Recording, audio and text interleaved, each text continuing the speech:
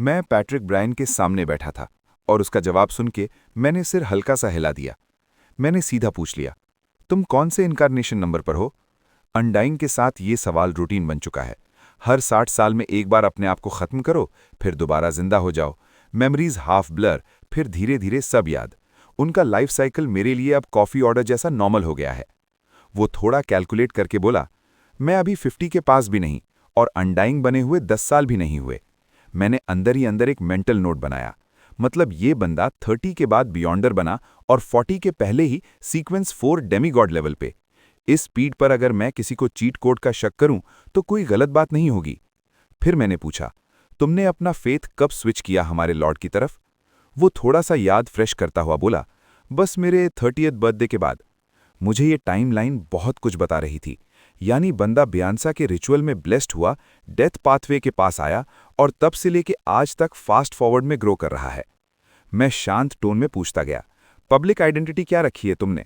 वो थोड़ा प्राउड होकर बोला, मैं एक बिजनेसमैन हूं, बैकलैंड में 2 गारमेंट फैक्ट्रीज। सरफेस पे लोग समझते हैं मैं एवरनाइट गॉडेस का बिलीवर हूं और न्यू पार्टी सपोर्टर। उसका टोन मुझे बिल्कुल ऐसे लगा जैसे कह रहा हो, business by day, demi god by night. मैंने अगला सवाल चला दिया, तुम्हारे अंडर कितने न्यूमिनस एपिस्कोपेट मेंबर्स हैं? ब्रायन ने बिल्कुल क्लीन मैनर में बोल दिया, 2 टीम्स, टोटल 12 बियॉन्डर्स। कुछ फैक्ट्रीज में, कुछ वॉच क्लॉक बिजनेस में, सबके पास फॉर्मल काम। प्रोसेलिटाइजिंग स्लो रखा है, हमारे बिलीवर्स अभी 100 से नीचे हैं। हमारा मेन काम गॉड के अवेकनिंग रिचुअल के लिए क्लूज ढूंढना था और रिचुअल्स को मैं ही सुपरवाइज करता था। मुझे इसमें कोई शो ऑफ नहीं लगा। बंदा ब्लेस्ड है तो नेचुरली ज्यादा कुछ मैनेज कर लेता है। मैंने उसे कामली इंस्ट्रक्शन दिया, आज से तुम कोई रिचुअल्स मत करना, न मटीरियल्स कलेक्ट करना। ही पार्शली अवेकेंड स्टेट में है, अब डिस्टर्बेंस नहीं चलेगी। वो बिना एक सेकंड वेस्ट किए अग्री कर गया। उसने पूछा, नेक्स्ट स्टेप योर एक्सीलेंसी? मैंने उससे कहा, तुम गॉड के क्लूज ढूंढते रहो और अपने लोगों को रीडिंग और एजुकेशन में पुश करो। फैक्ट्री हो या स्ट्रीट, जहां मौका मिले, नाइट स्कूल्स, क्लासेस, जो हो सके। इग्नोरेंस और सैवेजरी कम होनी चाहिए। मैंने उसको वही मैसेज दिया जो मुझे दिया गया था, समझ के मानना जरूरी है, बस रूटीन्स फॉलो करना इनफ नहीं। उसने बस गहरे ढंग से सिर हिला दिया। देन मैंने क्लियर रूल्स सेट किए, सदर्न कॉन्टिनेंट से रिलेटेड कोई काम करना हो तो पहले मुझे बताना, और जब तक मैं बुलाऊं नहीं, मुझे डायरेक्टली कांटेक्ट नहीं करना, मैसेंजर ही यूज होगा। वो क्वाइटली अग्री कर गया। उसने मेरा मैसेंजर समनिंग इनकेंटेशन ध्यान से रिपीट किया। जब मैंने बताया कि ट्रांजैक्शन के लिए 1 गोल्ड कॉइन रखता हूं, तो उसकी आंखों में थोड़ा सा रिकग्निशन आया, जैसे कोई पजल सॉल्व हो गया हो। उसने धीरे से कहा, यो एक्सेलेंसी, डेथ काउंसिल? मैंने मुस्कुरा के क्लैरिफिकेशन दे दिया, नहीं, ही मेरा टीचर है। बस उसके बाद सब कुछ उसके दिमाग में अलाइन हो गया। मैंने एक और सवाल पूछा, बाकी फैक्शंस के बारे में क्या जानते हो? वो कामली बताता गया, सबसे स्ट्रांग फैक्शन रॉयल फैमिली वाली। उनके कोर मेंबर्स गॉड के डिसेंडेंट्स हैं। उनका लीडर सिया पैलिंके एगर्स। एंजल या एक रेलिक होल्डर कंफर्म नहीं। उनके पास टोटल 5 सेंट अपॉसल्स हैं। बाकी factions weaker, repose faction, underworld faction, सब मिला के टोटल 3 पावरफुल बियॉन्डर्स जो सेंट अपॉसल के लेवल के हैं। मैंने सब क्वाइटली अब्जॉर्ब कर लिया। मीटिंग फिनिश करने से पहले मैंने उससे सिर्फ इतना कहा, फ्यूचर में कुछ भी मिले मैसेंजर भेजना। वो खड़ा हुआ, रिस्पेक्टफुली बो किया और बिना आवाज के रूम से निकल गया। उसके जाने के बाद मैं विंडो के पास गया, कर्टन्स हल्का सा साइड किए। नीचे स्ट्रीट में क्यूटली नॉर्मल जिंदगी चल रही थी, लेकिन मुझे हवा में एक अजीब सा वाइब्रेशन महसूस हुआ, जैसे कोई बड़ा वेव साइलेंटली तैयार हो रहा हो। कुछ होने वाला है, पर कब ये मुझे मालूम नहीं। मैंने एक बार और कंफर्म करने के लिए ट्रिसी से क्रॉस चेक किया। सब कुछ सरफेस पे काम था, लेकिन मुझे पता था ये काम ज्यादा टाइम नहीं चलेगा। एक साफ चांदनी भरी रात थी 160 बोकलैंड स्ट्रीट के बगीचे में। एक भूरा चूहा अपने छेद से बाहर निकला और उसकी दौड़ सीधी मास्टर बेडरूम के बिस्तर की तरफ थी। जैसे ही एक छोटा काला गोंद जैसा दाग हवा में तैरता हुआ नीचे आया, चूहे ने उसे एक एक्रोबैटिक खेल की तरह अपने सर के ऊपर रोक लिया। उसने तेजी से पलटा, 160 बोकलैंड स्ट्रीट से निकल भागा और सीवर के मुख्य द्वार की तरफ लपका। ठीक इसी पल भूरे चूहे ने अपना धर ऊपर उठाया और अपने 2 पंजे आगे बढ़ाए। जैसे ही उसके अगले अंगों पर मांस के गोले उभरे, वे जादुई तरीके से लंबे हो गए। फिर अपने म्यूटेटेड अगले पंजों का इस्तेमाल करते हुए उसने बिना किसी आवाज के मैनहोल कवर को खिसका दिया। बिना रुके भूरा चूहा सीधा नालियों में उतर गया और ठीक उस जगह तक पहुंचा जहां डीमनस ट्रिसी पहले छुपी थी। उसने एक कोने में खोदना जारी रखा जब तक कि मिट्टी से एक आईने का टुकड़ा बाहर नहीं निकल आया। ये करने के बाद भूरे चूहे ने अपने सर के ऊपर उठाए काले चिपचिपे ऑब्जेक्ट को थोड़ी साफ जगह पर उछाल दिया। फिर वो एक कोने में चला गया जहां उसका शरीर खींचने लगा और बदलकर एक आधे उम्र के आदमी में तब्दील हो गया, जिसने गहरे लाल कोट और एक ट्रायंगुलर हैट पहनी थी। ये और कोई नहीं, समुद्र में मशहूर एडमिरल ऑफ ब्लड सिन्योर था। लेकिन ये सिन्योर अपने कपड़ों और शरीर के साथ बस एक पतली लेयर था, मानो कागज से काटी गई एक फिगरीन हो। ये चूहा तो काफी मोटा है। एडमिरल ऑफ ब्लड ने अपनी थोड़ी सहलाई, लेकिन नालियों की ठंडी हवा के झोंके से उसकी कागजी पुतले जैसी देह लगभग उड़ने लगी। बोलने वाला व्यक्ति दरअसल क्लाइन था। वो अपने मास्टर बेडरूम में था, चूहे की स्पिरिट बॉडी थ्रेड्स को नियंत्रित करके उसे अपना मैरियोनेट बना रहा था। उसने उसे रिचुअल मटीरियल्स ले जाने और डीमनस ट्रिसी से संपर्क करने के लिए नालियों में भेजा था। हवा से जिसके हाथ फड़फड़ा रहे थे, उस सेन्योर ने झुककर चिपचिपा दाग उठाया। ये ट्रिसी के बालों का बचा हुआ रिमेन्स था, जिसे उसने काली आग से जला दिया था। ये संचार की रिचुअल के लिए उपयोग किया जा सकता था। तुरंत बाद उसने आईने के टुकड़े को साफ किया और उस पर मटीरियल लगा दिया। इस कदम के पश्चात क्लाइन ने अपने मैरियोनेट को आईने से 2 कदम पीछे हटने का इशारा किया। स्मैक की आवाज के साथ सेन्योर काई लगी दीवार पर एक ऑयल पेंटिंग की तरह पतला होकर चिपक गया। ईस्ट बोरो में मोटे पर्दे वाले एक कमरे में, जहां लगभग अंधेरा था, कोयले सा काला चिकना टेंटिकल्स आपस में घूमकर एक विशाल गोला बना रहे थे, और इन टेंटिकल्स के सिरों पर या तो साफ सफेदी और काले रंग की आंखें धसी हुई थीं या फिर जहरीले सांपों के सिर जुड़े हुए थे। सांपों ने हल्के से अपने मुंह खोले थे और बड़े अजीब ढंग से अपनी जुबान बाहर निकाल रहे थे। ये एक बहुत ही भयावह दृश्य था। अचानक वे टेंटिकल्स फड़फड़ाए या अंदर खिंच गए और गोला तह दर तह टूट गया। गोले के बीच में लिपटी हुई एक लड़की थी। उसका रूप आमतौर पर बहुत प्यारा था, लेकिन उसकी भौहें कसकर सिकुड़ी हुई थीं। दर्द के कारण उसका एक्सप्रेशन थोड़ा बिगड़ा हुआ लग रहा था, एक ऐसी छवि जो देखने वाले में दया की भावना पैदा करती थी। चिकने और घिनौने टेंटिकल्स अंदर खिंचे और सिकुड़े आखिरकार अपने मूल रूप में वापस आ गए।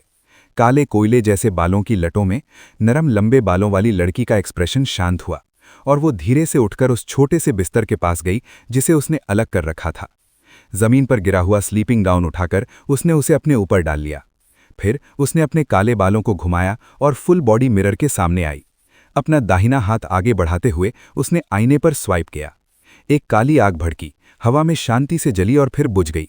इसने पीछे एक आईना छोड़ा जो गहरा और गहरा हो गया। आईने में रोशनियां तैर रही थीं और तेजी से गंदे गड्ढे से भरे नालियों का दृश्य पेश कर रही थीं। दीवार पर पतला चिपका हुआ एक आधे उम्र का आदमी था, जिसके सर पर एक पुराना ट्रायंगुलर हैट और डार्क रेड कोट था। वो इस लड़की को किसी अनजानी दूरी से नीचे देख रहा था, जैसे कोई मशहूर पेंटिंग हो। गोल चेहरे और पतली आंखों वाली लड़की चुपचाप देखती रही। फिर वो हंस पड़ी।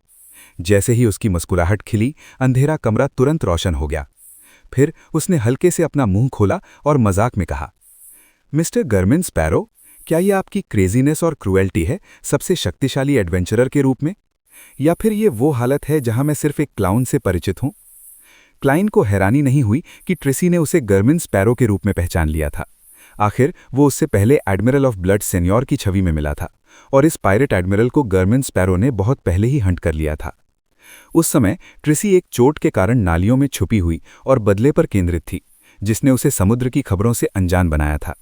उसके लिए एडमिरल ऑफ ब्लड की मौत से अनजान रहना आश्चर्यजनक नहीं था, लेकिन जब वो ठीक हो गई और उस जगह से निकल गई तो हालात अलग थे। अगर उसने अपने पार्टनर की जांच नहीं की होती तो वो एक टेरिबल असैसिन और इंस्टिगेटर होती। स्पष्ट था कि ट्रिसी के पिछले कार्यों ने यह दिखाया था कि बुरा होने के बावजूद उसकी बुद्धिमत्ता कम नहीं थी। क्लाइन ने बहस नहीं की और उसने पेपर फिगरीन जैसे सीनियर को मुस्कुराने और सीधे जवाब देने के लिए नियंत्रित किया। क्लाउन्स क्रेजी और क्रूएल क्यों नहीं हो सकते? ट्रिसी के जवाब का इंतजार किए बिना उसने कहा, रॉयल गार्ड्स के कैप्टन की आपकी जांच में कोई प्रोग्रेस हुई? ट्रिसी का एक्सप्रेशन थोड़ा उदास हो गया जब उसने कहा, किसी भी रिजल्ट्स के लिए कम से कम 1 महीना और लगेगा, शायद तो 2 भी लग सकते हैं। अगर आपको मदद चाहिए तो आप मुझसे संपर्क कर सकती हैं। क्लाइन ने फिर जोर दिया। ट्रिसी ने हॉट फेयर करते हुए कहा, बैकलैंड में इस खेल में सिर्फ शक्ति हर समस्या का समाधान नहीं कर सकती। ऑफ कोर्स, मैंने दूसरों का उपयोग करने का मौका कभी बर्बाद नहीं किया है। मिस्टर गर्मिन स्पैरो, जब आपकी आइडेंटिटी छुपाने की जरूरत नहीं है तो क्या आप मुझे कॉन्टैक्ट का ज्यादा सुविधाजनक तरीका दे सकते हैं? मुझे ऐसा क्यों लग रहा है जैसे मुझसे मेरा सेलफोन नंबर मांगा जा रहा है। क्लाइन ने थोड़ी देर सोचा और उसे मिस मैसेंजर को समन करने का इनकैंटेशन बताया, साथ ही एक गोल्ड कॉइन की जरूरी रिचुअल इंग्रेडिएंट भी बता दी। ट्रिसी ने आगे कुछ नहीं कहा। अपना दाहिना हाथ आगे बढ़ाते हुए उसने आईने की सतह पर टैप किया। काली आग भड़की और फिर गायब हो गई। फुल बॉडी मिरर को वापस नॉर्मल कर दिया। नालियों में सेन्योर ने आईने के टुकड़े को मिट्टी में वापस दबा दिया और उसका शरीर तेजी से सिकुड़ गया, वापस एक भूरे चूहे में बदल गया। फिर वो नालियों के गहराई में दौड़ गया, जहां वो कार्निवोर्स का शिकार बन गया। 160 बोकलैंड स्ट्रीट में वापस आते हुए क्लाइन ने अपने पर्दे खींच लिए और रिक्लाइनिंग चेयर पर लौट आया। ईमानदारी से कहूं तो मुझे ट्रिसी के साथ कोऑपरेट करने का पछतावा हो रहा था। उसे लगा कि वो प्राइमोर्डियल डिमोनस की किसी इच्छा से लड़ी हुई थी और बदले के लिए लापरवाह थी। वो एक टिकिंग बॉम्ब की तरह थी जो किसी भी पल एक्सप्लोड कर सकती थी। अगर ट्रिसी म्यूटेट हो गई तो बहुत संभव है कि वो एक भयानक आपदा पैदा करेगी। मुझे उस समय उसे नहीं बख्शना चाहिए था। क्लाइन ने लंबी सांस ली और एक रिचुअल की तैयारी शुरू कर दी। उसने ब्लैक ब्लॉब को ग्रे फॉग के ऊपर भेजा और ट्रिसी की वर्तमान स्थिति और हालिया हालत की डिविनेशन करने की कोशिश की। 20 से 30 सेकंड्स के बाद उसे असफलता मिली। इससे उसकी चिंता और बढ़ गई, क्योंकि इसका मतलब था कि ट्रिसी किसी हद तक प्राइमोर्डियल डिमोनस की ब्लेस्ड बन चुकी थी। अगली दोपहर क्लाइन, जो नाश्ता कर चुका था, बटलर वॉल्टर और नए बटलर असिस्टेंट रिचर्डसन को उन गिफ्ट्स को डिलीवर करने का निर्देश देने लगा जो वो साउथ कॉन्टिनेंट से लाया था। इसमें एक पूरा लगेज बैग भरा हुआ था, जिसमें फर्मो कॉफी बीन्स, ईस्ट बलाम टबैको, रिवर वैली के ग्रेप वाइन और मानव हड्डी की मूर्तियां शामिल थीं। ये सभी ड्वेन डांटेस की तरफ से आसपास के पड़ोसियों को गिफ्ट किए जाने थे। ये उनकी सोशल सीन में वापसी की घोषणा भी थी। ओ हाँ, मेंबर ऑफ पार्लियामेंट मार्क्ट या उनकी पत्नी को ये मेंशन करना याद रखना कि रिवर वैली ग्रेप वाइन की ये बॉटल कॉकटेल्स बनाने के लिए सूटेबल है। ये लेमन जूस के साथ सबसे अच्छी मैच करती है। क्लाइन ने वॉल्टर को सचेत किया, गिफ्ट्स देने में खास ध्यान रखना पड़ता है। इसे रिसीवर की पसंद को ध्यान में रखना होता है, और जाहिर है साउथ कॉन्टिनेंट का सबसे पॉपुलर प्रोडक्ट डनिंग्समैन हेयर टॉनिक गिफ्ट के रूप में सूटेबल नहीं था, क्योंकि ये सिर्फ मजाक उड़ाने की छिपी कोशिश लगती। वॉल्टर ने गंभीरता से नॉड किया और कहा, यस सर। अपने नियोक्ता से और कोई निर्देश न मिलने पर रिचर्डसन ने बचे हुए गिफ्ट्स के ढेर पर नजर डाली और पूछा, ये कहाँ भेजे जाएंगे? ये बर्सरी फाउंडेशन के स्टाफ के लिए है, मैं इसे खुद डिलीवर करूंगा, क्लाइन ने मुस्कुराते हुए कहा। फिर उसने अपने हाथ में रखे सुनहले तावीज की तरफ इशारा करते हुए कहा, मैं डॉक्टर एरन के बच्चे के जन्म पर मौजूद नहीं था, इसलिए मुझे व्यक्तिगत रूप से माफी व्यक्त करनी होगी। हे, मैं दोपहर में जाऊंगा और उस बच्चे को साउथ कॉन्टिनेंट विशेषताओं वाला ये तावीज गिफ्ट करने की योजना बना रहा हूं। ऑफ कोर्स, एक बेबी होने के नाते विल ऑसेप्टिन सेरेस को ये शायद पसंद नहीं आएगा। इसके कंपैरिजन में ही, मैं बस उसे ही कहूंगा, आइसक्रीम ज्यादा पसंद करेगा। क्लाइन ने रिचर्डसन को जवाब देने के बाद मन ही मन में बड़बड़ाया। बटलर और रिचर्डसन चले गए। गिफ्ट्स और मेल सर्वेंट्स को अलग अलग पड़ोसियों तक ले जाते हुए क्लाइन अपनी कैरेज में बैठ गया और सीधा 22 फेल्प स्ट्रीट पर लोएन चैरिटी बर्सरी फाउंडेशन की तरफ बढ़ा। गाड़ी से उतरने के बाद वो अपने वैलेट एनोनी के साथ आगे बढ़ा, जो उसके पीछे ढेर सारे गिफ्ट्स उठाए हुए था। रास्ते में उसने जिस किसी भी स्टाफ मेंबर को देखा उसे ग्रीट किया और गिफ्ट दिया। जल्दी ही क्लाइन दूसरी मंजिल पर पहुंच गया और डायरेक्टर्स ऑफिस में से एक पर पहुंचा। उसने हल्के से दरवाजे पर नॉक किया। कृपया अंदर आइए, ऑड्री हॉल की कोमल आवाज आई। एक काफी सीनियर स्पेक्टेटर होने के नाते उसने पहले ही नोटिस कर लिया था कि मिस्टर ड्वेन डांटेज लोएन चैरिटी बर्सरी फाउंडेशन आए हैं। वो धैर्य से उनका इंतजार कर रही थी। क्लाइन ने दरवाजा धकेला और अंदर आया। अपनी इनर पॉकेट से एक छोटा गिफ्ट बॉक्स निकालकर गर्मजोशी के साथ कहा, मैं साउथ कॉन्टिनेंट से वापस आ गया हूं। खैर, मेरा बिजनेस बहुत सफलतापूर्वक चला। मैं सभी के लिए कुछ गिफ्ट्स लाया हूं, अपनी खुशी सबके साथ शेयर करने की उम्मीद में। उसने ये खास तौर पर इसलिए मेंशन किया ताकि मिस जस्टिस को ये इंडिकेट किया जा सके कि उसे उसकी रिक्वेस्ट याद थी। आप मुझे इसे मना करने का कोई मौका नहीं देते, ऑड्री ने उम्मीद भरी मुस्कुराहट के साथ कहा। इसका मतलब ये नहीं था कि उसने मिस्टर वर्ल्ड के द्वारा दिए गए गिफ्ट की चिंता की, बल्कि ये उसकी उत्सुकता का परिणाम था कि मिस्टर वर्ल्ड क्या देंगे।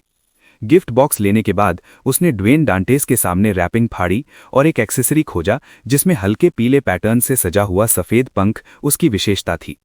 ये एक सज्जा का रिबन है, क्लाइन ने समझाया। ईस्ट बालाम में सामाजिक पद के लोग अपने शरीर के विभिन्न हिस्सों पर ऐसे सफेद पंख वाले आइटम्स पहनना पसंद करते हैं। सभी जगहों में से इसे टोपी पर लगाना सबसे महत्वपूर्ण और श्रेष्ठ माना जाता है। ये फेदर्ड सर्पेंट्स की पूजा से आई परंपरा कही जाती है। हे फेदर्ड सर्पेंट्स वहां मृत्यु के प्रतीक हैं। और वो पंख जिसे उसने साउथ कॉन्टिनेंट के तो स्टोरी शुरू होती है ऑड्री से, जो एक गिफ्ट बॉक्स को देख रही थी। उसके अंदर एक फेदर्ड कैप था। उसने हैरानी से बोला, सदर्न कॉन्टिनेंट के ट्रेडिशन सच में हमारे से कितने अलग हैं। फिर थोड़ी शराफत और थोड़ी असलियत से मिलीजुली मुस्कुराहट देते हुए वो बोली, लेकिन ये मेरे टेस्ट से तो मैच करता है। उसने मन में सोचा, यार ये तो वही बात है कि लोग पुरानी जगहों पर यूनिक आइटम्स देखकर तारीफ करते हैं, पर उन्हें सेल्डम ही खरीदकर घर या एक्सेसरी की तरह यूज करते हैं। तभी हमारे हीरो क्लाइन, जो ड्वेन डांटेस बने हुए थे, ने हंसा और जवाब दिया, अरे सदर्न कॉन्टिनेंट में भी बहुत बड़े फर्क हैं। ईस्ट बालम में ट्रेडिशंस कुछ और, पहाड़ों और नदियों के पास कुछ और। हाँ, एक सिमिलैरिटी है, सबको गोल्ड से बहुत प्यार है। उनका मानना है कि इस मेटल में जादुई शक्तियां हैं। फिर उसने ऑड्री के हाथ में पकड़े फेदर की तरफ इशारा किया और एक राज खोला। माना जाता है कि जो लोग ऐसी एक्सेसरीज पहनते हैं, उन्हें फेदर्ड सर्पेंट से आशीर्वाद मिलता है, या इन अदर वर्ड्स डेथ से। ये इशारा था कि ये फेदर तो मुश्किल वक्त के लिए साधन है। ऑड्री तो स्पेक्टेटर पाथवे की सीक्वेंस 6 थी। उसने तुरंत बात की गहराई समझ ली। अच्छा, यानी ये हैट एक्सेसरी मुझे क्रिटिकल मोमेंट्स पर डेथ से मदद दिलवा सकती है। मिस्टिसिज्म में उसका अच्छा ज्ञान था, इसलिए मिस्टर ड्वेन डांटेस को समझाने की जरूरत नहीं थी। वो हल्के से मुस्कुराई और दांत दिखाए बिना बोली, आई रियली लाइक इट, मैं इसे सही मौकों पर अपने हैट पर लगाऊंगी। क्लाइन ने मन में सोचा, स्पेक्टेटर्स से बात करना कितना आसान है यार। फिर मुस्कुराते हुए दरवाजे की तरफ इशारा किया, I still have presents to hand out. Audrey ने हंसकर जवाब दिया, you will be the most welcomed person here today. लेकिन उसके मन में तो परेशानी थी। वो हिचकिचाती थी कि क्वारॉन्स सुसाइड ने उलझे मिस्टर वर्ल्ड यानी क्लाइन को हेवन रैम्बिस के मामले में बताऊं कैसे। उन्होंने इस मामले को गहरा इंटरेस्ट दिया था। ओह, इट्स ऑलमोस्ट मंडे, मैं इसे टैरो गैदरिंग तक छोड़ देती हूँ, वहां बात करना ज्यादा आसान होगा।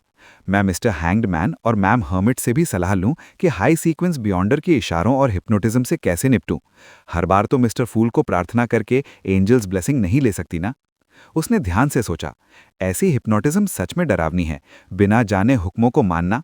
उसे शक हुआ कि बैकलैंड्स हाई सोसाइटी में कितने लोग हिप्नोटाइज हो चुके होंगे और अपने असली इरादों के खिलाफ काम कर रहे होंगे। और उसने एक और बात जानी, जब भी उसके पेरेंट्स सेंट सैमुअल कैथीड्रल में मास के लिए जाते हैं, पूजा के मुख्य तो बैकलैंड्स के आर्क बिशप होते हैं, जो पक्का डेमीगॉड होंगे चर्च ऑफ एवनाइट के। हिज ग्रेस तो कभी कभी खुद आकर हमसे बातें भी करते हैं। क्या ये सब रोकने के लिए है? शायद इसीलिए हेवन रैम्बसेस हिप्नोसिस इफेक्ट उस पर ज्यादा ओवरबोर्ड नहीं गया। ऑड्री ने ड्वेन डांटेस को अपने ऑफिस से जाते देखा। दरवाजा बंद करके वो डेस्क पर बैठ गईं और फाउंटेन पेन उठाकर बिना सोचे गोदने लगी। जब उन्होंने अपने ख्यालों को संभाला तो सफेद कागज पर जुड़े हुए गोल घेरे और एक ठंडी आंखों वाला चेहरा बना हुआ था। अरे, ऑड्री घबरा गईं। उसने तुरंत अपनी स्पिरिचुअलिटी और रगड़ का यूज करके कागज को जला दिया और उसे राख में बदल दिया। उसका रैंडम ड्राइंग उसके असली जज्बात को दिखा रहा था, और एक अच्छे साइकियाट्रिस्ट के लिए ऐसी तस्वीरों को समझना तो बेसिक स्किल है। इसलिए ऑड्री ने कोई निशान नहीं छोड़ा। थोड़ी देर बाद क्लाइन अपने गिफ्ट्स दे चुके थे और डायरेक्टर्स से बातें कर चुके थे। आखिर में वो पार्ट टाइम डायरेक्टर्स के रेस्ट रूम में चले गए। वहां उन्होंने पेन और पेपर ढूंढा, सोफा पर बैठ गए और सोचने के बाद लिखना शुरू किया, प्यारे मिस्टर अजीक। क्लाइन ने सदर्न कॉन्टिनेंट में अजीक को लेटर भेजा था, जवाब अभी तक नहीं मिला था। इस बार क्लाइन के लेटर में कोई बड़ी बात नहीं थी। मुस्कुराते हुए और नर्म हाथ से लिखते हुए उन्होंने बर्सरी फाउंडेशन के बारे में जो डिटेल्स उन्होंने ऑड्री और दूसरे डायरेक्टर्स से सीखे थे शेयर किए। लेटर के आखिर में उन्होंने लिखा, ये सच में एक मीनिंगफुल मैटर है। मैं संतुष्ट और खुश महसूस कर रहा हूं। मिस्टर अजीक, क्या आपको भी ऐसा ही लगेगा? जब आप जागेंगे, शायद आप भी कोशिश कर सकते हैं टू डू समथिंग सिमिलर। हर बार जब आप दोबारा जिंदा होंगे, आप उन बच्चों को देख पाएंगे जिनकी आपने मदद की थी। They will definitely remember you. Letter खत्म करके क्लाइन ने पेन रख दिया, उसे ध्यान से पढ़ा और पुक्का किया कि कोई गलती नहीं है। फिर उन्होंने कॉपर विसल बजाई, स्केलेटन मैसेंजर बुलाया और उसे लेटर दे दिया ले जाने के लिए।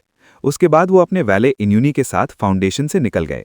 वो पास के सेंट सैमुअल कैथीड्रल में आए और शांत और अंधेरे प्रेयर हॉल में 15 मिनट तक चुपचाप प्रार्थना की।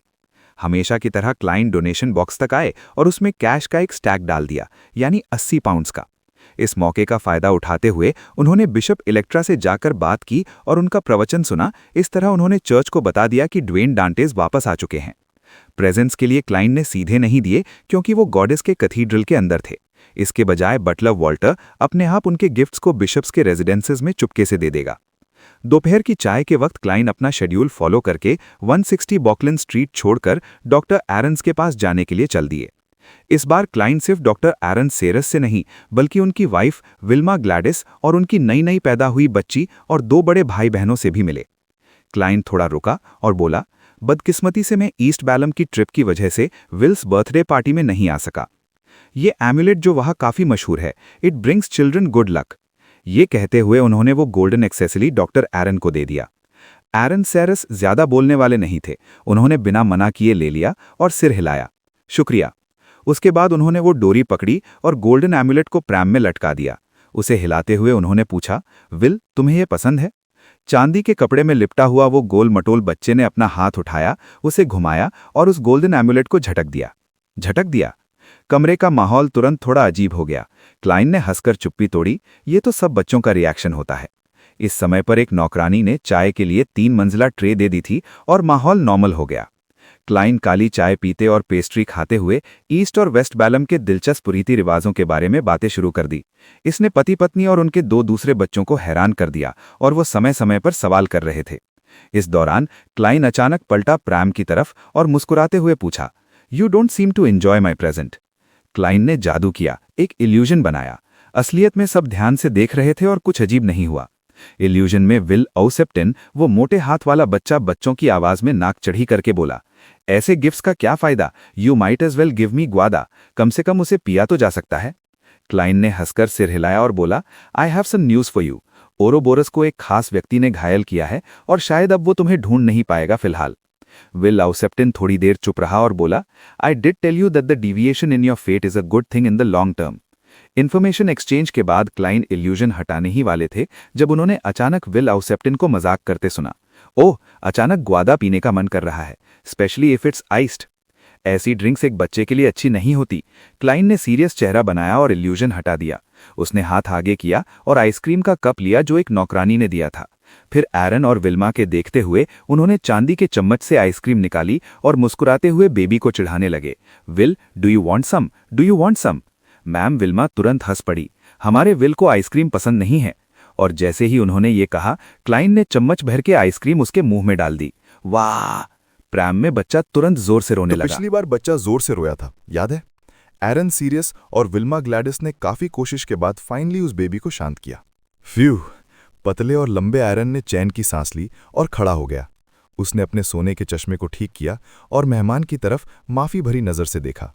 2 सेकंड तक सोचने के बाद वो बोला, सॉरी अबाउट दैट, चिल्ड्रन ऐसे ही होते हैं। हाँ बिल्कुल, क्लाइन ने मुस्कुराते हुए जवाब दिया, ये दिखाते हुए कि उसे बिल्कुल बुरा नहीं लगा।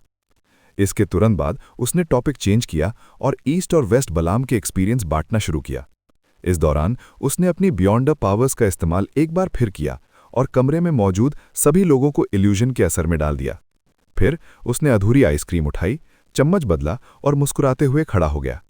प्रैम तक चलकर उसने नर्म आवाज में पूछा, विल, डू यू वांट सम?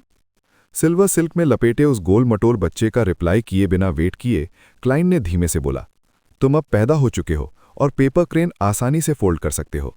इस तरह मुझे बार बार आना नहीं पड़ेगा। तुम जानते हो कि ये कितना शक पैदा करता है। विल औसेप्टिन सीरियस ने क्लाइन को घूरा पर कोई जवाब नहीं दिया। क्लाइन बिल्कुल नहीं हिचकिचाया और हाई क्वालिटी पेपर का एक टुकड़ा निकाला और उसे प्रैम में रख दिया। फिर वो झुका और आइसक्रीम का स्कूप निकाला। जो किस्मत देती है उसके लिए कीमत तो देनी पड़ती है ना? क्लाइन ने हंसकर चम्मच को अपने हाथ में घुमाया। प्रैम में विल ने अपना लेफ्ट हैंड उठाया, अपने चेहरे से सूखे नहीं आंसू पोंछे और धीरे से बोला, फेथ पाथवे के बियॉन्ड अस के लिए कीमत पहले चुकानी पड़ती है, फिर देने का इंतजार होता है। ये कहते ही उस चबी बेबी ने पेपर उठाया और बड़ी मुश्किल से एक पेपर क्रेन फोल्ड किया। क्लाइन प्रैम के आगे खड़ा रहा, चम्मच को स्टेबल रखा और इस सीन को मुस्कुराते हुए देखता रहा। इधर पिंस्टर स्ट्रीट से एक गाड़ी सेंट सैमुअल कैथीड्रल की तरफ रवाना हुई। 160 बोकलिन स्ट्रीट के पास से गुजरते हुए लेनर्ड मिचेल ने विंडो से बाहर देखा और ऐसे लगा जैसे खुद से बात कर रहा हो। ड्वेन डांटेज भी वापस आ चुका है। उसके दिमाग में एक बूढ़ी और धीमी आवाज गूंजी, फेथ आखिर में इंटरट्वाइन होगी। ओल्ड मैन, आप तो जागने के बाद और ज्यादा ढोंगी बन गए हैं, लेनर्ड ने मजाक उड़ाया।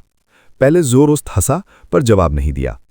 सेंट सैमुअल कैथीड्रल पहुंचने के बाद लेनर्ड एक प्रीस्ट के साथ बैकलिन्स आर्चबिशप सेंट एंथनी के स्टडी रूम में चला गया। एंथनी स्टीवेंसन ने लाल शेड्स वाला काला चोगा पहना था। उनकी आंखें गहरी थीं और चेहरा साफ शेव किया हुआ था। एक अलमारी के पास खड़े थे जिससे परछाई ऐसी बन रही थी जैसे कोई अनजान शक्ति अंधेरे से सबको देख रही हो। इससे किसी को भी डर लग सकता था। योर ग्रेस, आपने मुझे बुलाया? भले ही लेनर्ड को पहले से मालूम था, फिर भी उसने झुककर सलामी दी, जो थोड़ी अधूरी थी। एंथनी ने धीरे से सिर हिलाया और बोला, तुमने काफ़ी सर्विसेज दी हैं कि सीक्वेंस 5 स्पिरिट वॉरलॉक के लिए अप्लाई कर सको, लेकिन सोल अश्योरर पोशन को तुमने अभी तक डाइजेस्ट नहीं किया है, इसलिए मैं तुम्हें सोस्ट्स की टीम से अलग करके कुछ अलग मिशंस दूंगा। I am at your command, Leonard ने प्रोटोकॉल के मुताबिक जवाब दिया। एंथनी ने डेस्क पर रखे कुछ पेपर्स उठाए और बोला, ये वो केसेस हैं जिनमें पैरानॉर्मल एक्टिविटी का शक है। तुम्हें हर केस की जांच करनी है, मुख्य रूप से उन्हें शांत करना है या प्योरीफाई करना है। अगर तुम्हें ज़्यादा मदद चाहिए तो तुम हर जुरिस्डिक्शन की नाइट हॉक्स टीम से मेंबर्स चूज कर सकते हो। Yes your grace. लेनर्ड ऐसे काम वैसे भी करता, भले ही सेंट एंथनी ने ना कहा हो, इसलिए उसे इस असाइनमेंट से कोई एतराज नहीं था। पेपर्स का स्टैक लेने के बाद उसने ऐसे ही उन्हें पलटा और बोला, योर ग्रेस, सोस्ट्स की टीम अभी किस काम में बिजी है? वो पिछले 6 महीने से बदले पर फोकस कर रहा था, जिससे वो अलग थलग लग रहा था। इसने रेड ग्लव्स के साथी के साथ गहरे दोस्त बनाने से रोका, फिर भी वो साथ लड़े हुए साथी थे। उसे फर्क पड़ना लाजमी था। उन्हें क्रेसेट को एक मिशन फिनिश करने में मदद करने के लिए रखा गया है। एंथनी स्टीवेंसन ने डिटेल में जवाब नहीं दिया। हिज एक्सीलेंसी सेसेमीर भी बैकलैंड में है। लेनर्ड ने आगे नहीं पूछा और घड़ी की दिशा में अपनी छाती पर 4 बार इशारा किया। मे the goddess bless everyone, praise the lady. Anthony ने भी वही इशारा किया। आज बिशप्स की स्टडी रूम से निकलने के बाद लेनर्ड बेसमेंट की तरफ चला गया। वो एक शांत कमरा ढूंढना चाहता था और अपने आने वाले मिशन की लिस्ट बनाकर उन्हें दिए गए ऑर्डर में देखना चाहता था। सीढ़ियों से नीचे उतरते हुए उसने ऊपर लगी कलरफुल खिड़कियों पर नजर डाली। सूरज की रोशनी अंदर आ रही थी, जिससे वो कलरफुल खिड़कियों पर बनी कलाकृतियां और ज्यादा गंभीर लग रही थीं। इसने हवा में तैरते हुए छोटे छोटे कीड़ों और धूल को भी हाईलाइट किया। इस नज़ारे को देखकर लेनर्ड को अचानक ओल्ड मैन का अमन के बारे में किया डिस्क्रिप्शन याद आया। उसे बिना किसी वजह के ऐसे लगा कि वो ब्लास्फीमर हर जगह है। उसका दिल अंदर ही अंदर कांप गया और एक ख्याल आया। उसने तुरंत धीमी आवाज में पूछा, ओल्ड मैन, मेरा एक सवाल है। क्या है? पहले जोरोस्त ने धीरे से पूछा। लेनर्ड ने धीमी आवाज में पूछा, तब आपने एक कीड़े को पैरासिटाइज क्यों नहीं किया? वो ज्यादा छोटे और छुपे रह सकते हैं। आप आसानी से कैथीड्रल्स में छिप सकते थे, बिना चिंता किए कि अमन आपको ढूंढ लेगा। एक कीड़ा कितने दिन जिंदा रहता है? लगातार पैरासिटिक टारगेट्स बदलना बॉडी पर बहुत ज्यादा बोझ डालता है। इस तरह रिकवरी तो होगी नहीं, उल्टा हालत और खराब हो जाएगी और जिंदगी कम हो जाएगी। पहले जोरोस्त ने घुर्रा कर बोला। लेनर्ड को कुछ समझ आया और उसने जोर दिया, दूसरे क्रीचर्स का क्या, जो ज्यादा लंबी जिंदगी जीते हैं और बिना ध्यान में आए कैथीड्रल में घुस सकते हैं? पहले जोरोस्त तुरंत हंस पड़ा और बोला, ऐसा लगता है कि तुमने मेरी बात को मन में नहीं रखा। इससे तुम्हें आगे दिक्कत होगी। जितनी ज्यादा सीक्वेंस होती है, उतना ज्यादा कंट्रोल खोने का डर होता है और उतना ज्यादा पागलपन जमा होता है। ये कैरेक्टरिस्टिक्स की पहचान है और इससे सिर्फ रोका और दबाया जा सकता है। इसे खत्म करने का कोई तरीका नहीं है। इसलिए एक पैरासाइट के लिए पैरासिटाइजिंग के लिए टारगेट चुनना बहुत सोचना पड़ता है। अगर कोई साधारण जानवरों को पैरासिटाइज करे तो कम वक्त के लिए ठीक है, पर अगर ज्यादा देर तक चलता है तो बॉडी के कंस्ट्रक्ट और हार्मोन्स का असर सहन करना पड़ेगा। सब कुछ दो तरफा होता है ना? एक पैरासाइट टारगेट को प्रभावित कर सकता है, पर टारगेट भी पैरासाइट को प्रभावित कर सकता है। जब कोई साधारण जानवर को पैरासिटाइज करता है तो अपनी पहचान भूलने से बचने के लिए अक्सर किसी से बात करना जरूरी होता है। इस तरह बाहर आने का चांस बहुत ज्यादा होता है, और अगर ऐसा नहीं करते तो होस्ट पक्का पैरासाइट को प्रभावित करेगा, जिससे वो बोलने की क्षमता खो देगा। ये अपने वजूद को उलझा देगा जब तक कि इंसान खुद नहीं जानता कि वो कौन है। इसका नतीजा पागलपन होता है और कंट्रोल खोना पैरासाइट को खत्म कर देता है। लेनर्ड चौकन्ना हो गया और धीरे से सिर हिलाया। मैं समझ गया। हैरानी नहीं कि आप पैरासिटिक टारगेट चुनने में इतने सख्त हैं। क्या तुम अपनी तारीफ करने की कोशिश कर रहे हो? पहले जोरोस्त ने टस्क किया। हमारे लिए बेस्ट पैरासिटिक टारगेट निश्चित रूप से एक ही पाथवे के बियॉन्डर्स हैं। हर चीज सिंक्रोनाइज हो जाएगी और उन्हें एक एक सीक्वेंस पालकर उन्हें अपने बियॉन्डर पावर्स के लिए भरपाई के रूप में बनाया जा सकता है। ये बेस्ट मेडिसिन और बॉडी पर कब्जा करने का एक संभाव्य विकल्प होगा। ओल्ड मैन को इतनी शांति से बुरी और डरावनी बातें करते सुनकर लेनर्ड ने हल्का सा माथे पर शिकन लाया और चुपके से चैन की सांस ली। इसका मतलब था कि ओल्ड मैन उसके साथ वही नहीं करेगा। पहले ज़ोरोस्त ने आगे जारी रखा। दूसरा सबसे अच्छा विकल्प सीयर या अप्रेंटिस पाथवेज के बियॉन्डर्स होंगे। उनकी शक्तियों का एब्जॉर्प्शन पैरासाइट पर ज़्यादा बोझ नहीं डालेगा, जिससे उन्हें जल्दी ठीक होने में मदद मिलेगी। इसके बाद का विकल्प फिर दूसरे पाथवेज के स्मार्ट बियॉन्डर्स होंगे। कम से कम कम्युनिकेशन अच्छा होगा और कोऑपरेशन संभव होगा। और तुम्हारे लिए? लेनर्ड अभी ओल्ड मैन को जवाब देने ही वाला था जब उसने अचानक ऊपर से एक बिशप को नीचे आते देखा। उसने जल्दी से अपना मुंह बंद किया, रेलिंग्स पकड़ी और अपनी स्पीड बढ़ा दी। शाम के 7:30 बजे 39 बोकलैंड स्ट्रीट में मेंबर ऑफ पार्लियामेंट मैक्ट के घर टेलकोट पहने क्लाइन एक गाड़ी से नीचे उतरा। अपने कपड़े बटन किए, जगमगाते फाउंटेन की रोशनी में वो अंदर फॉयर में गया और मॉरी मैक्ट से मिला, जो ऑलिव ग्रीन मिलिट्री यूनिफॉर्म और ऑरेंज रेड सैश में पहने थे। उनकी छाती मेडल्स से भरी थी, जो जंग में उनकी सफलता की पहचान थी। उनकी wife Riyana shoulder exposing dress में थी। उसने मुस्कुराते हुए ड्वेन डांटेस का स्वागत किया। वेलकम हमारे ट्रैवलर, सब लोग इंतजार कर रहे हैं कि आप अपने बलाम के एक्सपीरियंसेस शेयर करें। क्या मुझे न्यूज़पेपर कंपनी में ट्रैवल कॉलम शुरू करना चाहिए? क्लाइन ने मजाक में जवाब दिया। मैक्ट जानता था कि ड्वेन डांटेस साउथ कॉन्टिनेंट बिजनेस के लिए गए थे और ये बिजनेस उन्होंने ही शुरू किया था। इसलिए मुस्कुराने के बाद वो नजदीक आए और उन्हें गले लगाते हुए धीमी आवाज में कहा, वेल डन। क्लाइन ने मुस्कुराते हुए सिर हिलाया और पूछा, तुम्हें प्रेजेंट पसंद आया? वो रिवर वैली ग्रेप वाइन की बोतल के बारे में पूछ रहा था, जिसे सावर कॉकटेल में बनाया जा सकता था। It was excellent. मुझे अभी भी वो स्वाद याद है, सच कहा मैक्ट ने।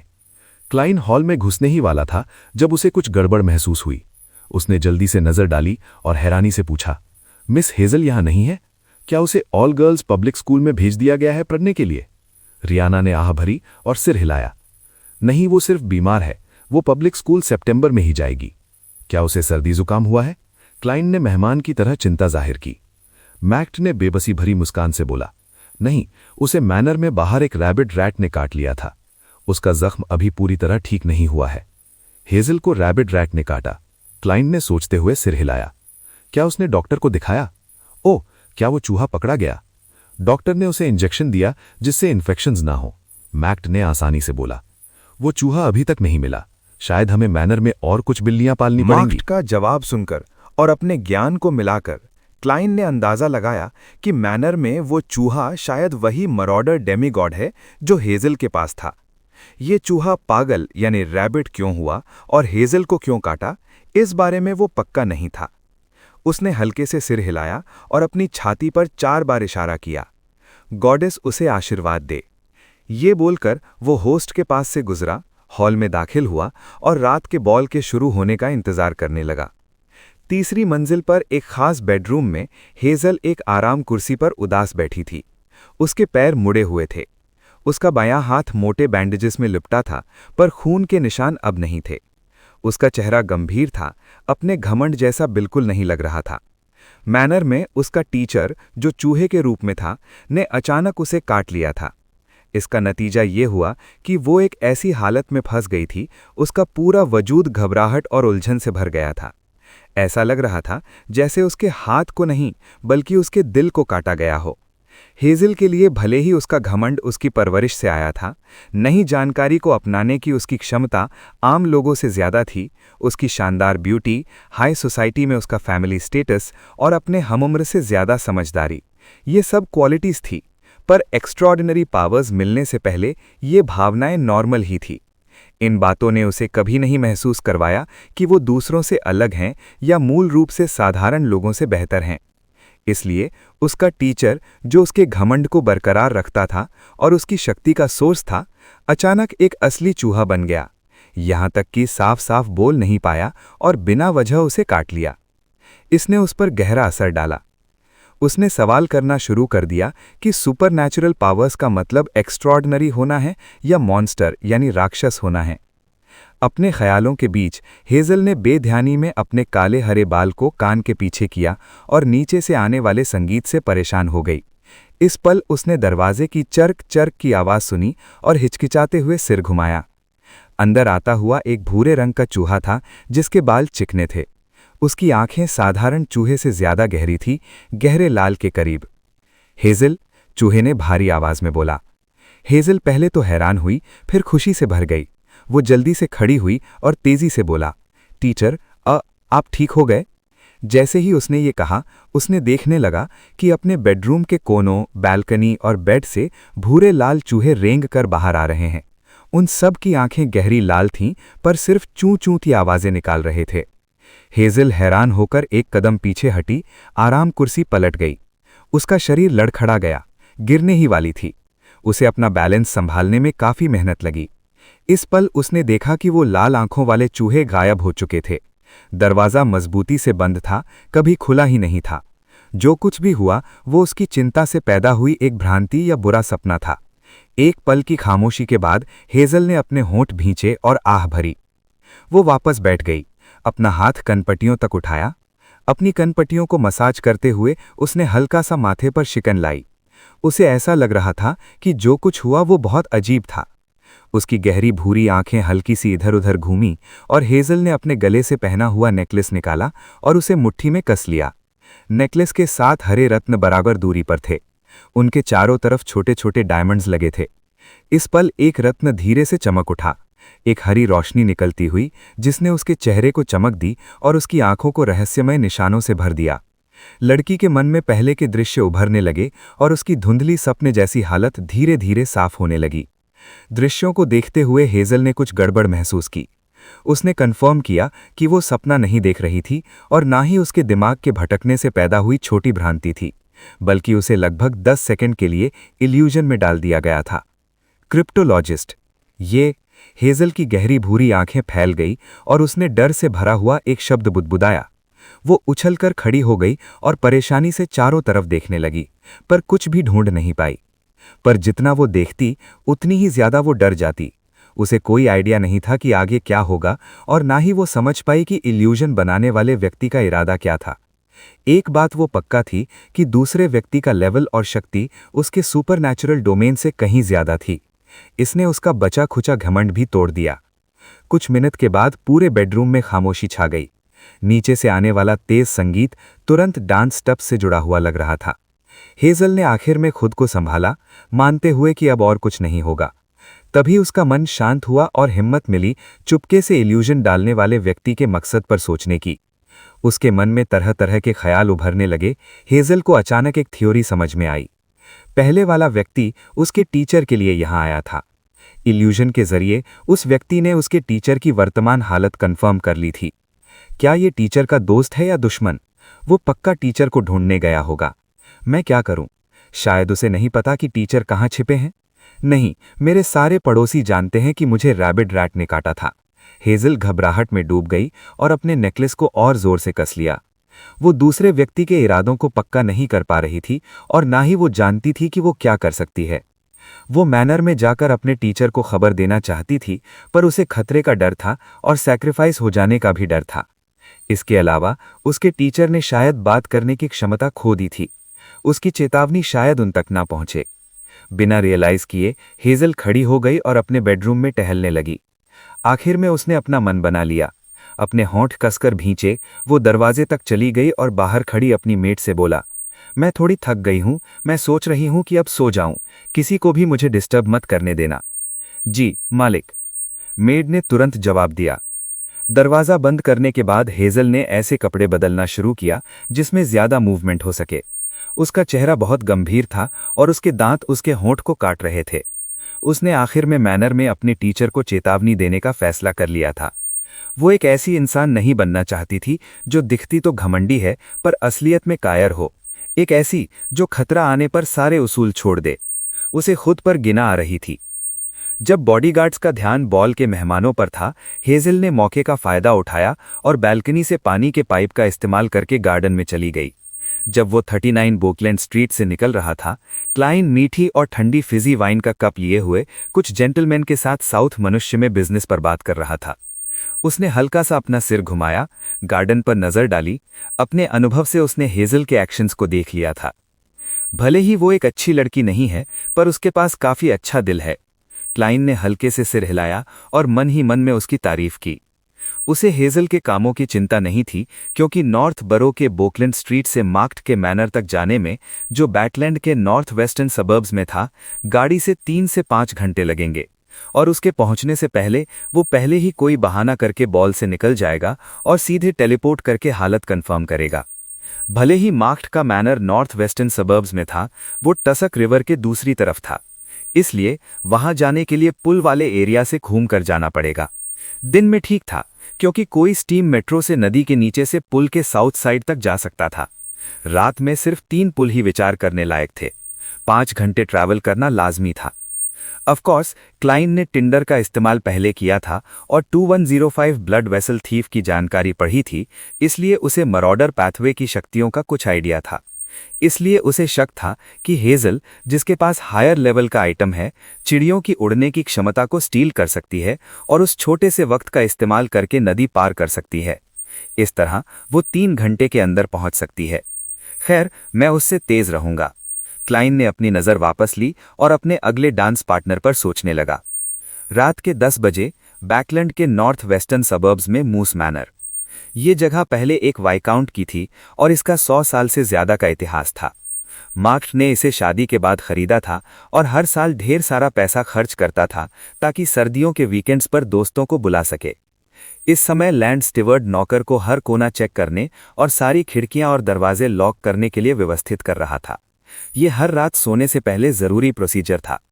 कुछ मेड्स वाइन सेलर से समूह में बाहर निकली, सीधे किचन की तरफ जा रही थी ताकि सारी आग बुझा दी गई हो। जिस पल वो पहुंचे, उन्होंने चूं चूं की आवाजें सुनी और देखने पर पाया कि एक भूरे सफेद चूहा एक टेबल लेग को कुतरता हुआ मिला है। ये चूहा शायद उनकी नज़र को महसूस कर गया, पर वो भागा नहीं, बल्कि उसने अपना सिर घुमाया और अपनी हल्की लाल आंखों से उन्हें घूरा।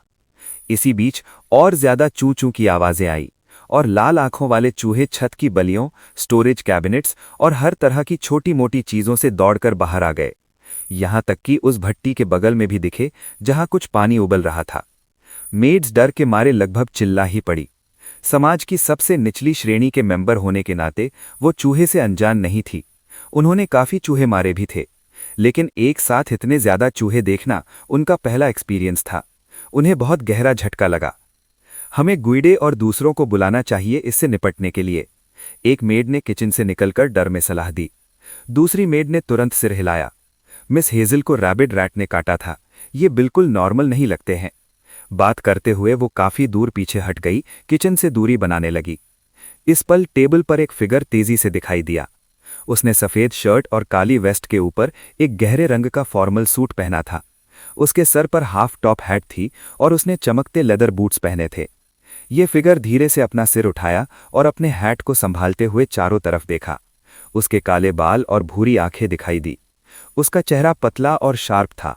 वो कोई और नहीं, गेरमैन स्पैरो था। बॉल से जल्दी निकलने के बाद क्लाइन ड्वेन डांटेस के निवास पर वापस आया और अपने बेडरूम में गया। फिर वो विनर इनूनी के साथ टेलीपोर्ट करके यहाँ आया। ऑफकोर्स इनूनी को मैनर के बाहर छोड़ दिया गया था ताकि इंस्टेंटेनियस स्विचेस की जरूरत पड़ने पर इस्तेमाल किया जा सके। चूहे उसकी आंखों में दिखे। क्लाइन ने अपने बाएं हाथ पर चढ़ी ह्यूमन स्किन्ड ग्लव को खींचकर उतार दिया और अपनी जब उसने गार्डन की तरफ नजर डाली तो क्लाइन के मन में उस जगह का पूरा मंजर उतर गया। फूलों से छुपे हुए अंधेरे कोने में भूरे सफेद चूहे पागलपन की तरह गोल घूम रहे थे, जैसे उन पर किसी का साया हो। वो लगातार चूं चूं कर रहे थे और कोशिश कर रहे थे कि अपनी ही प्रजाति को धक्का देकर कोर एरिया में घुस जाएं। कोर एरिया में एक बड़ा भूरा चूहा था जो एक एडल्ट लोएन शॉर्ट हेयर, एक खास बिल्लियों की प्रजाति के बराबर था। उसकी आंखें हल्की लाल थीं, जैसे जमा हुआ खून। उसकी पूंछ तेजी से हिल रही थी, शायद उसके अंदर की गुस्से और पागलपन को बाहर निकालने के लिए। और जब भी साधारण आकार के चूहे पास आते तो वो उन्हें पकड़कर काट कर मार देता, जिससे उसके आसपास चूहों की लाशें जमा हो गई थीं। पर फिर भी इसने दूसरे चूहों को उस पर चढ़ने से नहीं रोका। इस नज़ारे को देखकर क्लाइन के मन में तुरंत 2 बातें आईं। पहली बात, ग्रे फॉग से बूस्ट हुई उसकी इंट्यूशन एक बिजारो सॉर्सरर के स्पिरिट बॉडी थ्रेड्स को कंट्रोल करने के लिए बहुत बड़ा फायदा था। ये खुली जगहों पर साफ नहीं था, जहां स्पिरिट बॉडी थ्रेड्स के मालिकों को तुरंत पता लगाया जा सकता था, पर भरे पूरे शहर या बहुत सारी बिल्डिंग वाली जगह पर बिजारो सोर्सरर्स, जिन्हें एक्सरे विजन की कमी होती है, वो दूर से जमा हुए स्पिरिट बॉडी थ्रेड्स के मालिकों को सटीक नहीं पहचान सकते थे। इससे दुश्मन पर सटीक लॉक करना मुश्किल हो जाता था, जब तक कि वो कुछ खास ना करे और अलग से दिखाई न दे। ऑफ कोर्स बिजारो सोर्सरर्स बगैर देखे ही अपने टारगेट्स को कंट्रोल कर सकते थे, बिना कोलैटरल डैमेज की परवाह किए। दूसरी बात, चूहे में पैरासिटाइज किया हुआ मरॉडर पाथवे डेमीगॉड कंट्रोल खोने की कगार पर था। अरोड्स के दिखाने से ज्यादा गुना बड़ा होने के साथ उसकी हालत भी बहुत अनस्टेबल लग रही थी। वो हिंसा और पागलपन की ऑरा से भरा हुआ था। शुक्र है मैं समय पर आया। अगर मैं कुछ हफ्ते और रुकता तो क्या तबाही होती कौन जानता। एक विचार क्लाइन के मन में आया और मायावी काले धागे उसके आगे दिखाई दिए। इस पल वो उस म्यूटेटेड रैट से 50 मीटर से कम दूर था, जिससे स्पिरिट बॉडी थ्रेड्स को कंट्रोल करना पूरी तरह संभव था। और इसी वक्त चिकने बालों वाले उस विशाल चूहे को कुछ एहसास हुआ। वो जल्दी से खड़ा हुआ और अपना सिर किचन की तरफ घुमाया। उसकी गहरे लाल आंखों में एक चमक दिखाई दी, जिसने तुरंत सिल्क हैट और काला सूट पहने नौजवान को अपनी जगह पर रोक दिया। उसने एंटैगनाइजर के अगले 2 सेकंड के मुख्य विचारों को स्टील कर लिया था, जिससे उसका दिमाग खाली हो गया था। इसके अलावा उसने वो काम नहीं किया जो एक सीक्वेंस 5 ड्रीम स्टीलर करता। इसके तुरंत बाद इस चूहे ने अपना दाया आगे का पैर उठाया और दुश्मन की बियॉन्डर पावर्स को स्टील करने की कोशिश की।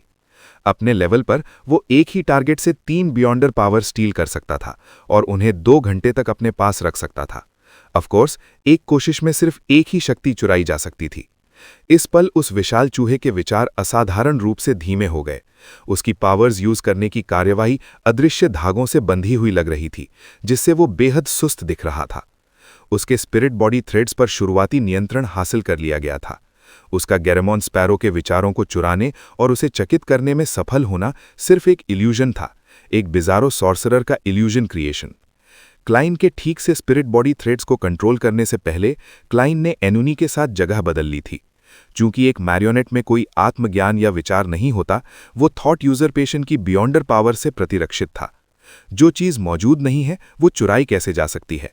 और मरॉडर पाथवे डेमीगॉड को धोखा देने के लिए क्लाइन ने अपनी इल्यूजन पावर्स का इस्तेमाल किया था, जिसमें गुणवत्ता का अपग्रेड हुआ था। उसने जानबूझकर एनुनी से, जो गैरेमॉन स्पैरो का रूप लिए थे, उसके मुताबिक एक्टिंग करवाई थी। इस पल क्लाइन मूज मैनर के बाहर था। उसकी सीधी दूरी उस विशाल चूहे से 500 मीटर से ज्यादा थी, लेकिन इसने उसे अपने दुश्मन के स्पिरिट बॉडी थ्रेड्स को कंट्रोल करने से नहीं रोका। ऐसा इसलिए था क्योंकि एक बिजारो सॉर्सरर अपनी बियॉन्डर पावर्स को अपने मैरियोनेट को दे सकता था। इसमें स्पिरिट बॉडी थ्रेड्स को कंट्रोल करना भी शामिल था, टारगेट को मैरियोनेट में बदलने का मूल मंत्र। इसका मतलब ये भी था कि अगर कोई दूसरी पाबंदियां नहीं थीं, तो एक बिजारो सॉर्सरर अपने मैरियोनेट का इस्तेमाल करके अपने स्पिरिट बॉडी थ्रेड्स के कंट्रोल को 150 मीटर से अनलिमिटेड रेंज तक बढ़ा सकता था। आखिर जब तक हर 1000 किलोमीटर पर एक मैरियोनेट रखा हो, वो अपनी बियॉन्डर पावर्स को देकर अपना असर बढ़ा सकता था। ऑफ कोर्स दुनिया में कोई क्षमता बिना पाबंदियों के नहीं होती।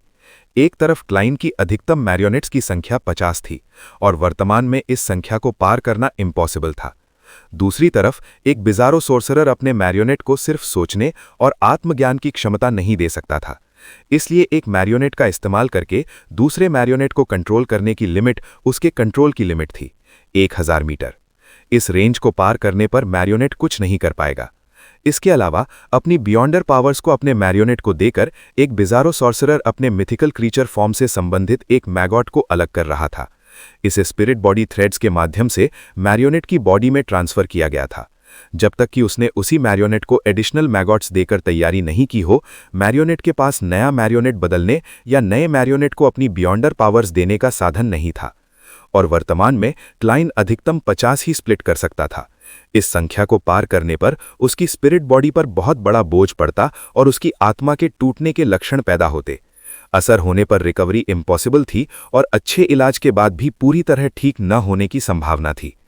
इससे कंट्रोल खोने की संभावना ही बढ़ती थी। इसलिए क्लाइन के एक्सपेरिमेंट्स के माध्यम से स्पिरिट बॉडी थ्रेड्स को कंट्रोल करने की अधिकतम दूरी 1000 + 150 मीटर थी और एक नए मैरियोनेट को पूरी तरह कंट्रोल करने के लिए उसे 1000 मीटर के अंदर होना जरूरी था। साथ ही साथ अगर मैरियोनेट मर जाता है तो बॉडी के अंदर का मैगॉट बियॉन्डर कैरेक्टरिस्टिक कन्वर्जेंस के नियम के मुताबिक उसके शरीर में वापस आ जाता है। लेकिन अगर प्रोसेस में रुकावट आती है तो नुकसान होने की संभावना है।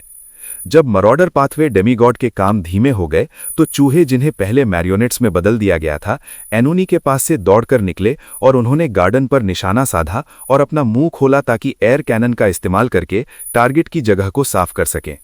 अचानक उस विशाल चूहे की गहरे लाल आंखों में चमक दिखाई दी।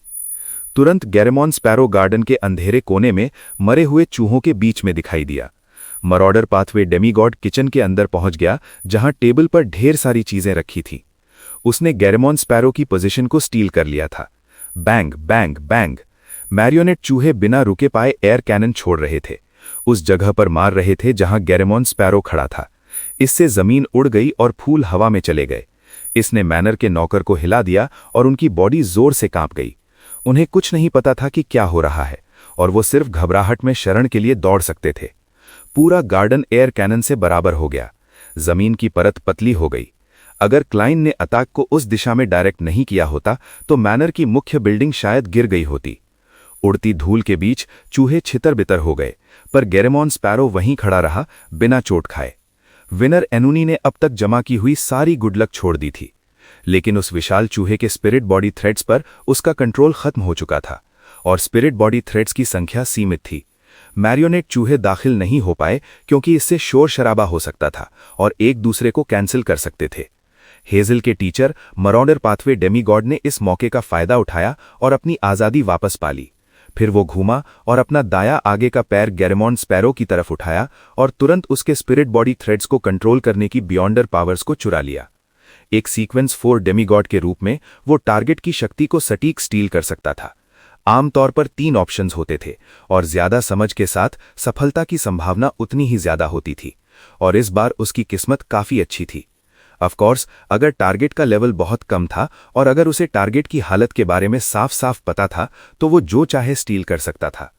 अपना दायां पंजा नीचे करते ही मरॉडर पाथवे डेमीगॉड ने अपना बायां पंजा उठाया और चूहे मैरियोनेट्स जमीन पर ढेर हो गए और मुश्किल से अपनी बॉडी को घुमा पा रहे थे। ये एक बड़े पैमाने पर थेफ्ट थी जिसने चूहों की चलने की क्षमता को चुरा लिया था।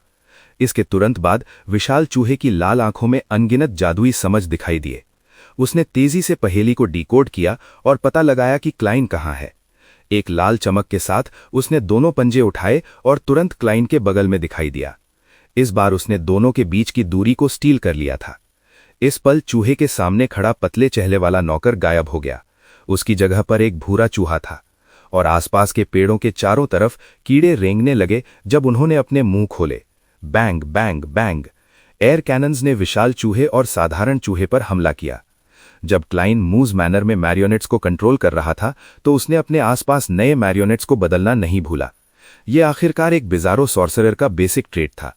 फिर अपनी बॉडी को एक मैरियोनेट से बदलकर उसने एक आसान जाल बिछा दिया था। धूल और मिट्टी आसमान में ऊंची उड़ गई और मरॉडर पाथवे डेमीगॉड से ग्रस्त चूहा पूरी तरह उसमें डूब गया। सब कुछ शांत होने के बाद उस बड़े गड्ढे से खून की तेज सुगंध आ रही थी। हर जगह मांस के टुकड़े पड़े थे। मर गया? क्लाइन ने अपने आसपास के मैरियोनेट्स की आंखों से ब्लास्ट से भरे उस सीन को देखा, लेकिन उसने तुरंत माथे पर शिकन लाई, क्योंकि बियॉन्डर कैरेक्टरिस्टिक के दिखाई देने का कोई निशान नहीं था। उसके विचार तेजी से दौड़ रहे थे। क्लाइन ने एक सोने का सिक्का निकाला और उसे उछाला। जैसे ही सिक्का गिरा, उसके मन में दृश्य उभरने लगे, उसके एस्ट्रल प्रोजेक्शन से मिली जानकारी। पहले के मुकाबले एक डेमीगॉड के रूप में क्लाइन इस तरह की आसान डिविनेशन का इस्तेमाल करके ज्यादा इंफॉर्मेशन हासिल कर सकता था। जब उछला हुआ सोने का सिक्का उसके हाथ में गिरा, क्लाइन ने देखा ही नहीं कि हेड है या टेल, क्योंकि उसका दिमाग एक खास नज़ारे पर जम गया था। जंगल के बीच आसमान में बादल पूरी तरह से काली वेलवेट या मखमल जैसी रात के तारों को छिपा नहीं पा रहे थे। कीड़ों की भिनभिनाहट, कटकट और गुनगुनाहट की आवाजें रात के गहरे अंधेरे में दूर दूर तक फैल रही थीं, मूस मैनर के अंदर हुए 2 धमाकों की गूंज के साथ। क्लाइन ने तुरंत एस्ट्रोमेंसी यानी ज्योतिष विद्या के अपने ज्ञान का इस्तेमाल किया और उस नज़ारे की सटीक जगह का मोटा मोटा अंदाजा लगाया। फिर उसका शरीर गायब हुआ, इन्होंने के बगल में दिखाई दिया और तुरंत उसका कंधा पकड़ लिया। इस दौरान क्लाइन ने चूहों और कीड़ों में इम्प्लांट किए हुए अपने ट्रांसपेरेंट मैगेट्स को वापस इकट्ठा किया। उसके बाद स्पिरिट बॉडी थ्रेड्स का कनेक्शन तोड़ दिया। सिर्फ 2 सेकंड में वो मूस मैनर से गायब हो गया, जो धीरे धीरे शोर शराबा और गड़बड़ से भर रहा था। वो सीधे उस जगह पर टेलीपोर्ट हुआ जिसे उसने अपने मन में देखी थी। वो जगह वैसी ही थी जैसा क्लाइन को दिव्य ज्ञान में मिला था। वहां घोर शांति थी, यहां तक कि पेड़ों और पत्तों के बीच से गुजरती हवा की आवाज भी सुनाई दे रही थी। इल्यूजरी काले धागे जो उस एरिया में स्पिरिचुअलिटी वाले सभी क्रीचर्स को दर्शाते थे, क्लाइन की आंखों में उभर आए। वो बहुत ज्यादा थे। दर्जनों का होना तो एक छोटा बयान होगा। उन्हें छानबीन करके ये पता लगाना कि कौन सा चूहा समस्यापूर्ण है, कम वक्त में नहीं हो सकता था। लेकिन उसे कोई जल्दी नहीं थी, क्योंकि उसने एक बात कंफर्म कर ली थी। उसकी डिविनेशन के नतीजे पर भरोसा किया जा सकता था, जब तक कि मरॉडर पाथवे डेमीगॉड के पास कोई हाई लेवल आइटम ना हो। आखिर बिजारो सॉसरर बनने के बाद उसकी पावर्स बढ़ गई थीं। ग्रे फॉग की शक्तियां भी रियलिटी में ज्यादा गहराई तक समाने लगी थीं। इन दोनों को मिलाकर उसकी डिविनेशन पावर्स अधिकतर सेंट्स से कहीं ज्यादा शानदार हो गई थीं, ग्रे फॉग के ऊपर बिना जाए भी। उसके लिए उसी सीक्वेंस के फेट पाथवे के बियॉन्डर से कमजोर होना असंभव था। इसके विपरीत मरॉडर पाथवे डेमीगॉड की हालत खराब थी और उसकी शक्ति अपने सबसे कम लेवल पर थी। इसलिए क्लाइन को विश्वास था कि वो डेमीगॉड जंगल में छिपा हुआ है और दूर नहीं भागा है। इन कारणों से उसने सोचा कि शांति से इंतजार करना सबसे अच्छा तरीका है। मरॉडर पाथवे डेमीगॉड काफी कमजोर था, अनस्टेबल हालत में था और कंट्रोल खोने के करीब था। उस भयंकर लड़ाई का अनुभव करने और चूहे की बॉडी को छोड़ने के बाद हालत और खराब हो गई थी। सुधार होना इम्पॉसिबल था। ऐसी हालत में अगर वो खुद को ठीक नहीं करती या रिकवर नहीं करती तो समस्याएं आना सिर्फ समय की बात थी।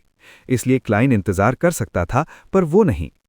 भिनभिनाहट, कट-कट और गुनगुनाहट की आवाजें फैल रही थीं। क्लाइन इंतजार कर रहा था और तेजी से मैरियोनेट्स बना रहा था। उसने इनूनी को उस एरिया से अलग कर दिया और लगभग 1000 मीटर दूर छिपा दिया। इसी बीच वो अपने स्पिरिट बॉडी थ्रेड्स को कंट्रोल किए जाने की संभावना पर ध्यान रख रहा था, क्योंकि उसे याद था कि दुश्मन ने उसके मैरियोनेट से बियॉन्डर पावर स्टील कर ली थी। अचानक उसने एक आवाज सुनी जो गहरी आत्मा से आती हुई सांस जैसी लग रही थी। इसके तुरंत बाद उसके तिरछे आगे के पेड़ से एक हमेशा बढ़ती हुई आवाज आई। तुम मुझे क्यों मजबूर कर रहे हो? तुम मुझे क्यों मजबूर कर रहे हो? तुम मुझे क्यों मजबूर कर रहे हो? तेज आवाज के बीच पेड़ की बाहरी छाल तेजी से उतरने लगी, जिसके नीचे की लकड़ी दिखाई दी और उस पर छेद खुलने लगे, जहां से 8 गोल गोल घेरों वाले अजीब कीड़े रेंग कर बाहर निकले। इन कीड़ों के ट्रांसपेरेंट रिंग पर कई 3 डायमेंशनल नक्शे थे, जैसे समय उनके बीच से घूम रहा हो। अचानक क्लाइन ने अपने सारे विचार खो दिए। एयर कैनन और पेपर फिगरीन सब्स्टिट्यूट्स की बियॉन्डर पावर्स खो दी। उसने अपनी बेल्ट, कोट और हैट खो दी, जिससे वो मांस की एक मूर्ति जैसा दिखने लगा। लेकिन एक मैरियोनेट के लिए ये ज्यादा सीरियस प्रॉब्लम नहीं थी। आखिर ये उसके असली शरीर के लिए कोई प्रॉब्लम नहीं थी। खोई हुई पावर्स को मैगेट्स बदलकर वापस पाया जा सकता था। हाँ, सांस की आवाज सुनते ही क्लाइन ने इनूनी के साथ जगह बदल ली थी। और इनूनी जैसे विनर को अपनी बेल्ट खोने के बाद पैंट गिरने की चिंता नहीं थी। फेसलेस की पावर्स के चलते उसकी कमर तेजी से फूल गई और उसकी पैंट को गिरने से रोक दिया। नई मैरियोनेट्स कीड़ों और चूहों के रूप में रेंग कर बाहर निकली और म्यूटेटेड पेड़ को घेर लिया। इस पल एक आवाज हल्की सी मुस्कुराहट के साथ एक अनजान जगह से आई। शांत हो जाओ, गुस्सा मत करो, सब कुछ ठीक हो जाएगा। उस आवाज में मनाने की शक्ति थी। पेड़ का म्यूटेशन धीमा हो गया और रिंग्ड वर्म्स धीरे धीरे अंदर सिमटने लगे। क्या ऐसा है? पेड़ के अंदर चूहे डेमीगॉड ने, जैसे डूबते हुए उसे तैरने के लिए कोई तख्ती मिल गई हो, पूछा। अमोन ने अपनी ठुड्डी सहलाई और हल्के से सिर हिलाया। ऑफ कोर्स, उनका स्वाद बहुत अच्छा था। पेड़ के अंदर जेकब फैमिली का वंशज चुप हो गया। सिर्फ कुछ सेकंड के बाद डर से भरी एक आवाज निकली। तुम ब्लास्फेमर अमोन हो? पेड़ के छेद के अंदर रिंग वाला कीड़ा रेंग कर बाहर आना शुरू हो गया, लेकिन वो तुरंत अकड़ गए और अपनी जगह पर जम गए। अमोन ने क्रिस्टल मॉनिकल को ठीक किया और मुस्कुराते हुए बोला, अब तो बहुत देर हो गई है ना? अगर तुम शुरू से ही संघर्ष और विरोध करते तो शायद कुछ फायदा होता, पर अब क्या तुम्हें लगता है कि मैं यहां अकेला आया हूं?